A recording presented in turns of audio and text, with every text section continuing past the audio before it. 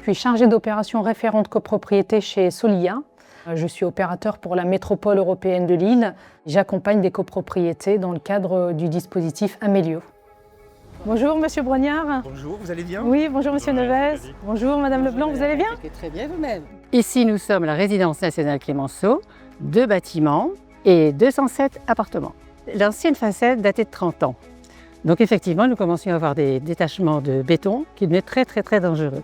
Donc il fallait choisir ou un ravalement simple ou un ravalement par l'isolation thermique par l'extérieur. Et avec l'aide de Soliol, etc., et des aides apportées, nous avons opté pour l'ITE. Solia en fait a réalisé un audit énergétique du bâtiment. La volonté c'était de réaliser un gain au minimum de 35%. Donc on a proposé d'isoler en fait les façades par l'extérieur et de mettre en place une ventilation collective. On passe quand même d'une étiquette E à une étiquette D. On arrive à un gain de 37% et c'est effectivement le projet qui a été validé en Assemblée générale. La première difficulté qu'on a rencontrée, c'est le contexte géopolitique.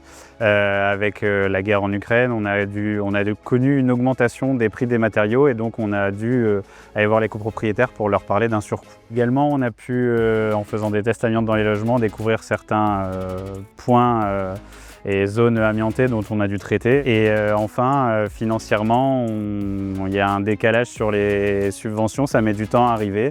Et donc ça a un peu fragilisé la trésorerie et la gestion courante de l'immeuble. Donc le rôle de l'opérateur dans le cadre du dispositif Amélio, c'est aussi d'aller chercher des solutions. Donc chaque problème, une solution. Suite à la découverte de l'amiante, on a mobilisé une subvention de l'AMEL pour venir couvrir le surcoût lié à l'amiante.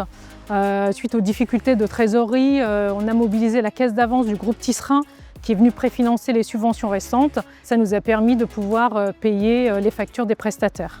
Les copropriétaires se rendent compte maintenant qu'il y a déjà une économie, en ce sens que l'hiver, ils n'ont presque pas chauffé.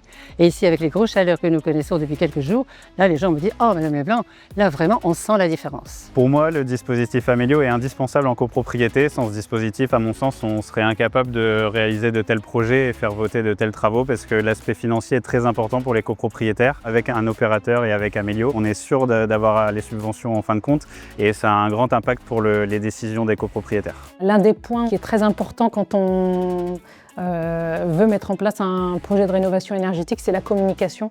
Et ça, effectivement, ça a bien marché entre l'opérateur, le syndicat des copropriétaires, le syndic et la maîtrise d'œuvre. Une belle communication a abouti à un beau projet.